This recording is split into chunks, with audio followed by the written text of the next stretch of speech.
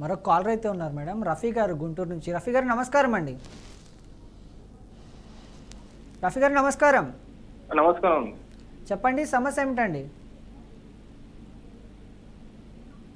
నమస్కారం sir. TV చూస్తున్నారా మీరు? టీవీ చూస్తున్నట్లయితే టీవీ మ్యూట్లో టీవీ చూడట్లేదు సార్. చెప్పండి, ఇప్పుడు చెప్పండి. ఇప్పుడు మేము సాధారణ తనఖా చేసి పొలం మీద తీసుకున్నాం సార్ డబ్బులు.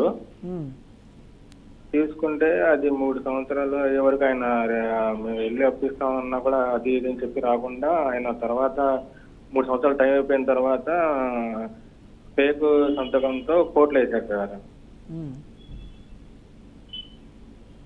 అంటే మీ ల్యాండ్ సాధారణ తనఖా తీసుకున్నాము. తీసుకున్న తర్వాత 3 సంవత్సరాలు టైం అయిపోయిన తర్వాత మా సాజన్ అగ్రిమెంట్ రాశారని చెప్పి ఫోర్జరీ సంతకంతో కోర్టులో వేశారు సార్. ఓకే. ఇచ్చింది అబ్బాయి మనకు అప్పు. తండ్రి ఏమో 3 సంవత్సరాలు అయిపోయిన తర్వాత పీరియడ్ వెళ్ళి నాకు స్వాధీన అగ్రిమెంట్ రాశారని చెప్పి ఫేక్ సంతకంతో అది కోర్టులో వేశారు సార్. మాకు తెలియలా, అది డిగ్రీ అయింది. తర్వాత మేము తెలిసిన తర్వాత మేము పిటిషన్ వేసాం సార్. మీకు తెలియకుండా డిగ్రీ ఎట్లా అవుతుందండి? అంటే మేడం మేము అది అంటే మా అమ్మగారు వాళ్ళకి తెలియదు, అది నోటీస్ వస్తుంటే మామూలుగా అప్పు తీసుకున్నాం కదా, అవి వస్తానేమో అనుకున్నారు. ఎక్స్పైరీ ఆర్డర్స్ అయినాయేమో. అది మాకు తెలియదు, అంటే వాళ్ళకి చదువు కొంచెం రాదు మేడం. దాని మూలన కొన్ని తీసుకోవడం కొన్ని తీసుకోకపోవడం వల్ల అది డిగ్రీ అయింది. తర్వాత మాకు ఇష్యూ వచ్చేసిన తర్వాత మీకు పిటిషన్ వేసాం మేడం. ఇచ్చింది మాకు అబ్బాయి అప్పు, వేసిందేమో నాన్నగారు మేడం, వాళ్ళ నాన్నగారు వేశారు. ఇచ్చింది అబ్బాయి మాకు తనగా తీసుకుని మాకు అప్పు ఇచ్చాడు. ఈ 3 సంవత్సరాల్లో 2 అప్పు అంటే అదిగో ఇదిగో అని చెప్పి 3 సంవత్సరాల వరకు రాలా ఆయన. అయిపోయిన నెక్స్ట్ డే వెళ్ళి కోర్టులో ఫోర్జరీ సంతకం పెట్టి కోర్టులో వేసాడు మేడం. వాళ్ళ దగ్గర మీరు అప్పు తీసుకున్నట్టు ఏమేమి ఎవిడెన్స్లు ఉన్నాయి? మా పాస్బుక్ ఉండే కాగితాలు ఉన్నాయి మేడం. ఇంకోటి ఏంటంటే మేడం, మేము పిటిషన్ వేసిన తర్వాత వాళ్ళ అబ్బాయి వెళ్ళి అది క్లోజ్ చేసాడు మేడం. అంటే తనఖా తీసుకున్నాం కదా, అది వెళ్ళి మేము లేకుండానే అప్పు ఇచ్చేసిందని క్లోజ్ చేసాడు. ఏది క్లోజ్ చేశారు? తనఖా ఇచ్చింది మేడం. తను వాళ్ళ అబ్బాయి గారు తనఖా ఇచ్చారు కదా, తనఖా మీద పెట్టుకుని డబ్బులు ఇచ్చారు కదా. ఇప్పుడేమో మా అప్పు ఇచ్చేసింది మాకు అని చెప్పేసి క్లోజ్ చేశారు మేడం. అది మాకు తెలిసింది. తెలిస్తే మొన్న వేసాం మేడం, మా కాగితాలు మాకు ఇవ్వండి అని చెప్పి వాళ్ళ అబ్బాయి గారికి వేసాం మేడం. ఇప్పుడేమో పొలం ఆయనే చేసుకుంటున్నాడు. అంటే కొంచెం డబ్బు గలవాడు, కొంచెం డబ్బున్న మనిషి. ఇప్పుడు పొలం ఆయనే చేసుకుంటున్నాడు మేడం. ఇప్పుడు దాన్ని ఎలా ఆపడం ఎట్లా మేడం? ఇప్పుడు మీరు ఏదైతే ప్రాపర్టీ అంటే పేపర్స్ వాళ్ళ దగ్గర పెట్టి మీరు అప్పు తీసుకున్నారో, సో అగ్రిమెంట్ చేసుకున్నప్పుడు అందులో సంతకాలు అవన్నీ పెట్టారా మీరు? తనఖా మీద పెట్టాము. 3 సంవత్సరాలు పీరియడ్ పెట్టుకున్నాం మేడం. అది కనపడుతుంది. అందులో సంతకం ఎవరు పెట్టిన? ప్రాపర్టీ ఓనరే పెట్టినారా? మా అమ్మగారు పెట్టారు మేడం. ఓకే. సో అది 3 years దాటింది. క్లియర్ తనఖా క్లియర్ మేడం. అది కూడా మరి ఒకటండి, ఇప్పుడు మీరు ఫోర్జ్డ్ సంతకం మీరు అన్నప్పుడు మీరు వెళ్ళి కేసు పెట్టలేదా పోలీస్ స్టేషన్లో? పోలీస్ స్టేషన్లో అంటే మేము పెట్టలేదు మేడం. లాయర్ గారిని ఇలా కలిస్తే సరే ఉండు, మీకు తెలియకుండా మీరు ఎట్లా ఉన్నారంటే మాకు తెలియదు సార్, నేను ఉన్నాను ఇంటి దగ్గర, మా అమ్మగారికి చదువు రాదు, వేరే అడ్రస్ ఇలా మార్చారు, వాళ్ళు పేపర్ ఇచ్చారు, పేపర్ కూడా మనకు తెలియదు అని చెప్తే సరే అని లాయర్ గారి కన్స్ట్రక్షన్ అయితే పిటిషన్ వేశారు మేడం. ఇది ఎందుకంటే ఇచ్చింది మనకి అబ్బాయి గారు అప్పు ఇచ్చారు. తండ్రి ఏమో 3 సంవత్సరాలు అయిపోయిన తర్వాత అదే మనిషి స్వాధీన అగ్రిమెంట్ రాసి నాకు అప్పు తీసుకుని ఇంకో 10 లక్షలు అని చెప్పి వేసాడు మేడం. ఇప్పుడు డిగ్రీ వచ్చింది కాబట్టి మీకున్న ఆప్షన్ ఏంటంటే అప్పీల్కి వెళ్ళడం మేడం. అప్పీల్కి వెళ్ళండి. ఏదైతే డిగ్రీ వచ్చింది, కేసు క్లోజ్ అయింది అంటున్నారు కాబట్టి వెంటనే అప్పీల్కి వెళ్ళండి. First point. సెకండ్ పాయింట్ ఏంటంటే ఏదైతే మీరు సంతకం ఫోర్జరీ చేసి అంటున్నారో దాని గురించి ఒక క్రిమినల్ కేసు పెట్టండి. ఫోర్జరీ కింద పోలీస్ స్టేషన్లో కేసు పెట్టండి, లేకపోతే ప్రైవేట్ కంప్లైంట్ కోర్టులో పెట్టండి. మొత్తానికైతే ఒక క్రిమినల్ కేసు ఫైల్ చేయండి. ఫస్ట్ క్రిమినల్ కేసు ఫైల్ చేయండి. ఫోర్జరీ జరుగుతుంది మేడం. లాయర్ గారు మేడం గారు పెండింగ్ లో పెట్టారు. ఏం పెండింగ్ లో పెట్టారు అంటే మేము 1 సంవత్సరం మనం వేసిన కంటే ఒక 6-7 నెలలు అయింది మేడం. మాకు తెలిసింది 6-7 నెలల కంటే మేము వేస్తున్నాం. పిటిషన్ వాయిదాలు ఉంటాయి కదా మేడం. అతను ఏం చేశారు మేడం, తర్వాత మేము ఒకటేమో అప్పు తీసుకున్నామని స్వాధీన అగ్రిమెంట్ రాసామని చెప్పి అదొక 10 lakhs ఇచ్చింది మేడం. ఇంకోటేమో వేరే కాగితాల మీద మా అమ్మగారి సంతకం పెట్టి దాంట్లో ఒక 4 లక్షలు 5 లక్షలు తీసుకున్నామని చెప్పి 10 కోట్లు వేసాడు మేడం. ఓకే సో మీరు ఛాలెంజ్ చేస్తూ అపీల్ వేయండి అండ్ ఒకటి ఫోర్జరీ సంతకం కోసం ఒక క్రిమినల్ కేసు పెట్టండి. మీకున్న ఆప్షన్స్ ఇప్పుడు ఇవే. అపీల్ వేయండి. కాల్ నోట్ చేసుకోండి నెంబరు. లీగల్ టీమ్ మీ నెంబర్ తీసుకుంటారండి, తర్వాత మీకు కాల్ చేస్తారు. సో ఇంకో కాలర్ అయితే ఉన్నారు మేడం, కర్నూలు నుంచి వెంకట్ గారు. వెంకట్ గారు నమస్కారం అండి. వెంకట్ గారు నమస్కారం. నమస్కారం సార్. చెప్పండి సమస్య ఏమిటండి? సార్ అదే మాది భూమి ఇంతకు ముందు ఆన్లైన్ లో వేరే వాళ్ళు ఎక్కించుకున్నారు సార్. అది ఓకే, అది వచ్చేసి ఇప్పుడు మా దగ్గర ఆర్ఎస్ ఉంది, ఈసీ ఉంది సార్. ఏమేమి ఉన్నాయండి? ఆర్ఎస్ ఉంది, ఈసీ ఉంది. ఓకే, అది ఆర్వార్ ఉంది కదా సార్. ఆర్వార్ లో వచ్చేసి వేరే వాళ్ళ పేరు ఉంది సార్ కింద. ఓకే, అది వచ్చేసి మా దగ్గర మా నాన్న 40 సెంట్లు అమ్మాడు సార్ వేరే వాళ్ళకి. అది దాంట్లో ఆర్వార్ లో చూస్తే మా డాడీ పేరు లేదు, వేరే అతని పేరు ఉంది. అంటే ఎందుకు ఇప్పుడు అది ఎవరైనా అమ్మేశారా? లేదు మేడం, అసలు ప్రాపర్టీ ఎవరి పేరు మీద ఉంది? క్లీన్ చేద్దామని పోతే వాళ్ళు ఏ అధికారి వస్తారు కానీ అధికారులు. అసలు ప్రాపర్టీ ఎవరి పేరు మీద ఉంది? అది ప్రాపర్టీ అయ్యన్న అనే పేరు మీద చూపిస్తుంది మేడం. లేదండి, ఆ ప్రాపర్టీ మీ పేరు మీద ఉందా, మీ ఫాదర్ పేరు మీద ఉందా? మా ఫాదర్ వాళ్ళ ఫాదర్ పేరు మీద ఉంది మేడం. ఫాదర్ మీద. ఓకే, సో మధ్యలో పేపర్స్ ఇంతకు ముందు 84-80లో వరదలు వచ్చి పోయింది కర్నూలులో. ఓకే, మీ ఇప్పుడు మీ గ్రాండ్ ఫాదర్ పేరు నుండి మీ ఫాదర్ పేరుకి మారిందా? లేదు మేడం, మారలేదు మేడం. మా ఫాదర్ కూడా చనిపోయాడు, గాడ్ ఫాదర్ కూడా చనిపోయాడు. ఆ తర్వాత మీ పేరు మీదకి మారలేదా? మ్యూటేషన్ చేయించుకోలేదా మీరు? మా అమ్మ ఉంది మేడం, మా అమ్మ పేరు మీద చేద్దామని తిరుగుతున్నాను మేడం. 2019 నుంచి తిరుగుతూనే ఉన్నాయి. మరి మ్యూటేషన్కి అప్లై చేసిండ్రా? మేడం మరి మ్యూటేషన్ చేయించుకోవాలి కదా ఒకసారి. ప్రాపర్టీ ఇప్పుడు మీ ఫాదర్ ఎక్స్పైర్ అయ్యాక ఏదైతే మీ గ్రాండ్ ఫాదర్ పేరు మీద ఉందో మీ మదర్ పేరు మీకో లేదా మీ పేరు మీకో అలా మార్చుకోవాల్సిందే కదా, కంపల్సరీ మార్చాలి కదా చనిపోయిన తర్వాత.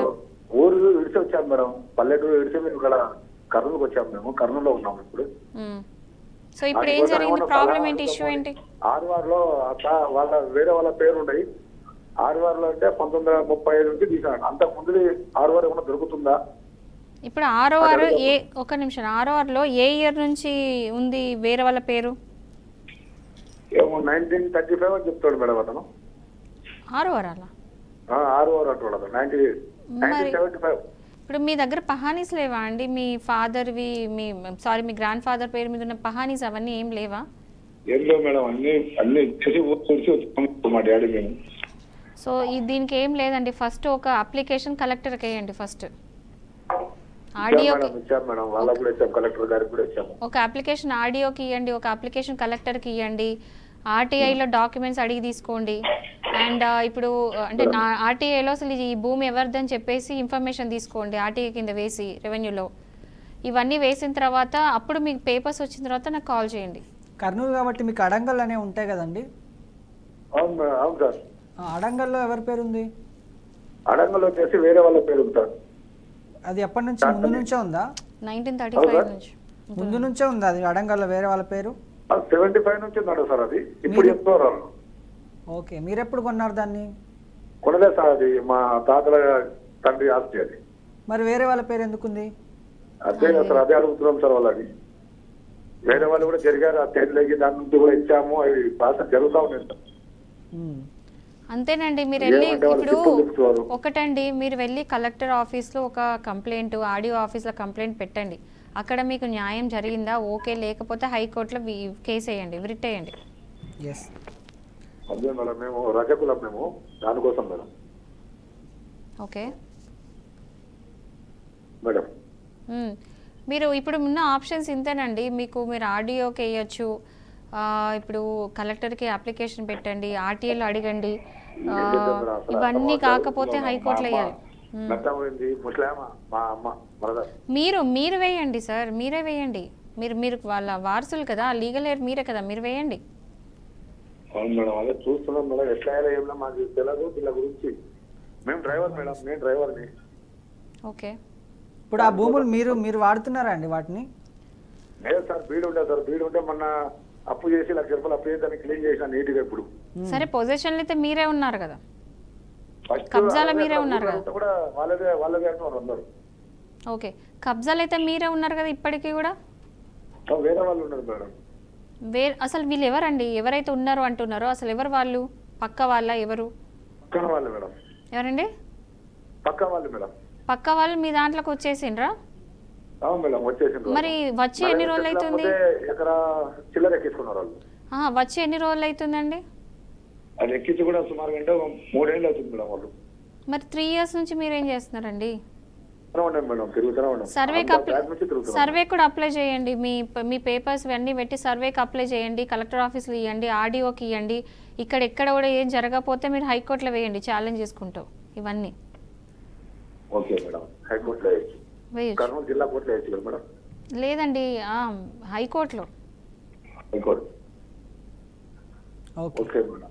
ఓకే, మరొక కాలర్ అయితే ఉన్నారు మేడం, గుడివాడ నుంచి సూరిబాబు గారు. సూరిబాబు గారు నమస్కారం అండి. నమస్కారం. చెప్పండి, సమస్య ఏమిటండి? మా అమ్మమ్మ గారు తెలిపారండి. మా అమ్మమ్మ గారు మా తాతగారు. నమస్కారం అండి. మీరు టీవీ చూస్తున్నట్లయితే టీవీ సౌండ్ మ్యూట్లో పెట్టండి, లేకపోతే టీవీకి దూరంగా వచ్చి మాట్లాడండి. కట్టేసామండి. చెప్పండి. అదే మా అమ్మమ్మ గారు మా తాతగారు చనిపోయారండి. ఆస్తి అటు తూర్పులో అటు ఉందండి. అది ఎవరి దగ్గర ఉందో ఏంటో ఏమీ తెలియదండి. అది అలా తమ్ములు అందులో మా అమ్మమ్మ గారు తాలూకోళ్ళు తీసేసుకున్నారు. అది ఏం చేశారు ఏంటో మాకు తెలియదు. అది ఏమైనా ఎలా అవుతుంది ఏంటని చెప్తారు అని చెప్పేసి ఇచ్చినప్పుడు మా అమ్మగారి సంతకాలు, మా పెద్దమ్మ గారు ఎవరి సంతకాలు లేవండి. మా ముసలమ్మ గారి దగ్గర తీసేసుకున్నారు. అదండి. ఇదంతా ఎప్పుడు జరిగిందండి? అది 40 సంవత్సరాలు అవుతుంది. 40 సంవత్సరాలు అంటే మరి కష్టం కదండి. మీరు ఏం చేస్తున్నారు 40 సంవత్సరాల నుంచి? 40 సంవత్సరాల నుంచి మీరేం చేస్తున్నారండి? అంటే మాకు ఎవరు చదువుకోలేదు, మాకేం తెలియదండి.